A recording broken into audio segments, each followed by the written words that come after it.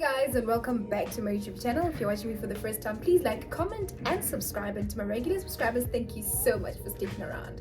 So guys, I've decided to invite someone today on this channel because June is youth month, and the reason why I called him is because he's basically our, not just me, everyone in the office. We normally get information about history from him, and if I don't know something, or maybe if I go Google and I find information, I always want to double check. And when I ask him, he actually happens to know about everything that happened in the past. Not everything, but yeah, okay. I wanted his reaction actually on that. Yeah, but actually, Can you please introduce yourself? Please introduce yourself, and also tell everybody what you do, and for how long have you been doing what you do for a living? Okay, my name is Lebo, and I'm a content producer. So we come up with the ideas. I work for a radio station called SAFM. I've been in the business now for 24 years, and yeah, so in this kind of job we do, we read a lot, we research a lot, we find things out, so that when we broadcast and send and bring you what you hear on the radio, it has to be accurate all the time. It has to make you go, wow, I didn't know that. So that's kind of what I do. So I feed my presenter with research articles, sound clips. If it's TV, you bring video clips. We just make radio alive for you, and we make it fun, we make it enjoyable, what we call edutainment. And that's actually what I do behind the scenes. And now I believe you guys now kind of know him a little bit, because he's actually given us an overview of what he does for a living. But now I want us to talk about June 16, because we are celebrating Youth Month now, and as you've been in the business for 24 years, so over the years you've actually brought content centered around Youth Day, right? Yes. So what are some of the things that you feel like people don't know about Youth Day? A lot of people don't know the extent of the day, what actually happened. Yes, we know young kids were shot and things like that, but we don't really know how it unfolded.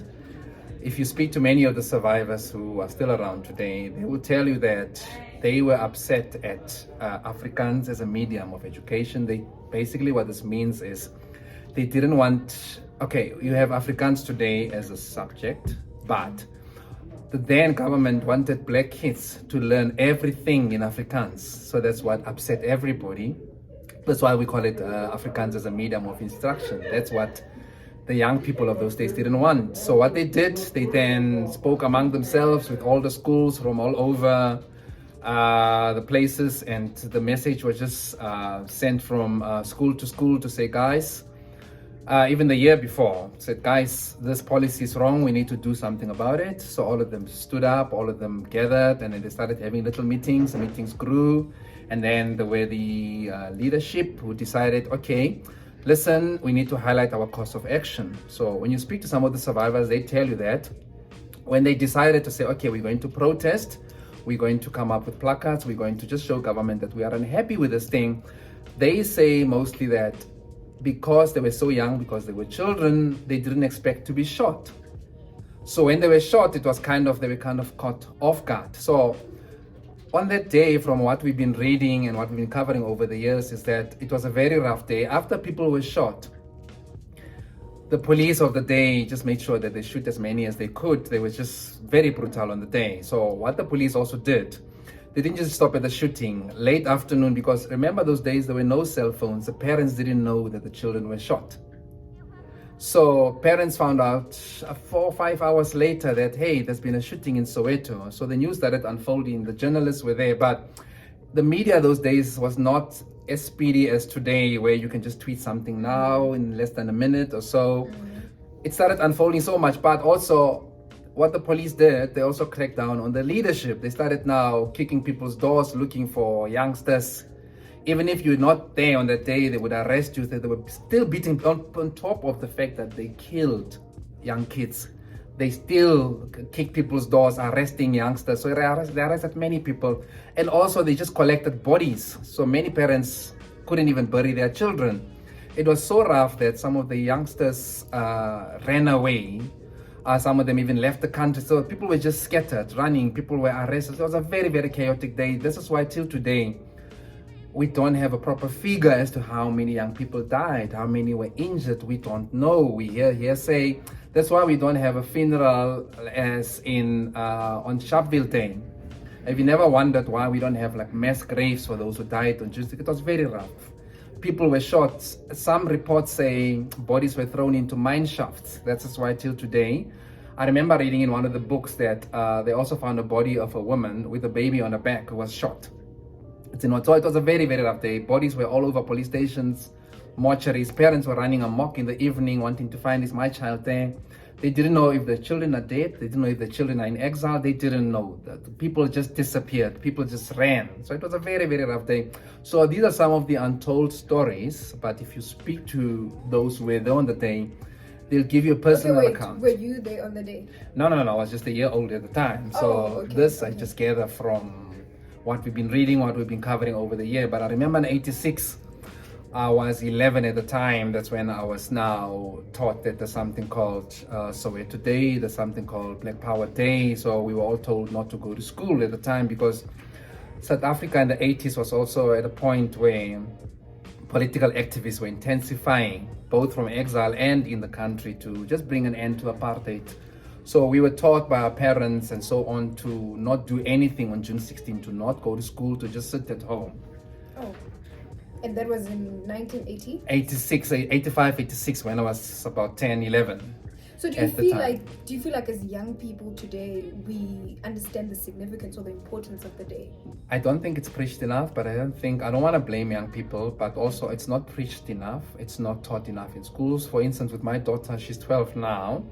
When I asked her, why are you off today, just to kind of get a sense of what the teacher said to her on June the 16th, she said, no, I was told it's a youth day. Then I said to her, what else did the teacher say? She said, no, it's our rights. I said, what else did she say? She just said, no, it's a day for young people. I asked her, do you know what happened on the day? And then she said to me, no, the teacher didn't say. The teacher just said it's a youth day. This is the history, the story they are not told. We should never say they are too young to learn about how bloody that day was. With Jewish children, they are taught at a very young age of how cruel the Holocaust was. So we should keep these memories, we should keep these days alive as much as we can. Every year, when it comes to June 16th, we ought to stand still for whatever long, even if it's 2 minutes, 3 minutes, 5 minutes, but we need to acknowledge that black young kids died on that day for a cause. Today, you are free to go to multiracial schools, you are free to get into any institution, but they laid their lives they laid their lives basically for you. They lost their lives, they were shot, they were killed. They stood up for a cause, they united for a cause, which is what I believe youngsters should learn today, to all stand for something, to all say, you know what? For me to respect what happened in June 16, I'm going to make sure that I pass. I'm going to make sure that I contribute to my community, for instance. I need to make sure that, I become a model citizen. I need to make sure, even if I drink on that day of June 16, I should not touch any alcohol. I should respect that day because I'm here today because of that day. Actually, I wanted to ask you that question, but you already answered where I wanted to say, what are better ways that you feel like as young people we can celebrate the day and still be respectful for those who have lost their lives because of what happened then, but you've already answered that. I'm not sure about the alcohol part because, it's young people that are watching, but because you said it, I believe that I'd say respect the day, Put away your partying for that day only. Put away your alcohol for that day only. Because you know what I feel like as young people, every time when there's a holiday, not a lot of people really understand what that holiday means. Simply because it's also not preached enough, but also whose responsibility is it to make sure that as young people, as children, they all know what that holiday is all about.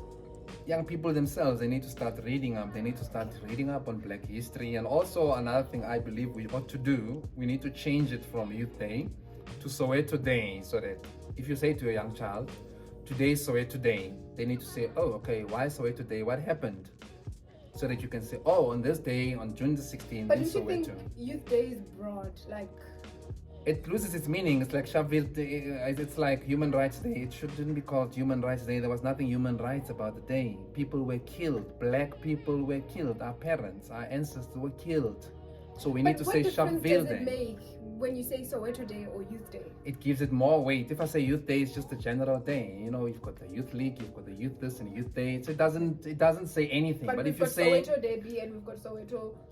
no, if you say Soweto Day, then a youngster's mind will want to know why Soweto Day, what's special about Soweto. In that way, you can then explain on this day, this is what happened in Soweto, and then in the other days, what happened. There's Langa massacre. There's all sorts of other massacres that happened. There's also what happened the next day in Alexandra. So it will spark conversation. So but there if was you something say, that happened after 16 June, on the 17th of June. yeah, because a lot of What the youngsters all over the country, Pretoria, Alexandra, other places, they started now revolting because they're saying you can't kill our brother, you've killed our brothers. But the more they stood up, the more the Aggression police of the from day were brutal. They were killing them. Even when you read up on Solomon Mahlangu, he was not there on the day. I actually know Solomon Mahlangu, by the way. Yeah. I know Solomon Mahlangu, guys. Yeah, on that day, Solomon was very Amanda. moved by the day. That's why he took up the cause. That's why he went into exile, because he's the youngest activist to have been hanged at the time. So he was also touched by that day. I mean, Stephen Biko was still alive at the time. He also got the news. They were also sad. I remember one time I was busy editing an interview by Miriam Makeba at the time when she was still alive, and we're doing this long interview with her. And then she was talking about how she started meeting young people. I think at the time she was in Guinea, and she was saying she was surprised to see youngsters there. And she asked them, "Why are so many of you here? What happened?" Then they started telling them, "No, we were shot at in Soweto." They didn't even know. Even for Oliver Tambo, when he was in exile and all of these young people were coming to exile, Tanzania, he was now worried what's happened. And they were now conveying the story that we were killed. Now he started now building what you call SOMAFCO, the Solomon Mahlangu Freedom College, which is still standing till today, because his view was that, okay, youngsters are here. College? It's in Tanzania, in Mazimbo, I think it's called. I was there, I think 7 to 8 years ago. But basically the youngsters, because he didn't want child soldiers, he wanted youngsters to learn so that they can go to college, they can have an education, they can come back and one day rule the country. So education is very, very important. You actually listened to all of these interviews, like you actually referenced Miriam Makeba's interview. Yeah. You've actually listened to quite a lot of interviews, I believe. What message would you give to the young people, the ones that are like listening right now, and you know, just looking at the youth of 2022 and after the whole, you know, June 16 thing that happened? I would say take your education very, very, very, very serious. Work as hard as you can. Once you're educated, no one can take it away from you. If you're not educated, you'll remain just a nobody there in a village, in a township, wherever you are. But education will give you the opportunity. You'll be able to fly wherever you want. Your education will carry you. You'll be able to travel the world. You'll be able to make a life for yourself. You'll be able to uplift your community, uplift your family members, uplift yourself, you know. To educate yourself is to empower yourself, is to enhance yourself, advance yourself. So I would say, in honor of the young people of 1976, June 16, get an education and take it very, very, very serious. It will open the doors for you. I know we talk youth unemployment and so on, but once you have your education, books have a very good way of making you travel the world. You can travel the world just through reading, just through understanding. Your mind will be broad. You'll be able to debate. You'll be able to talk about things you never knew before. But through books, through studying, through taking your education serious, you will get very far.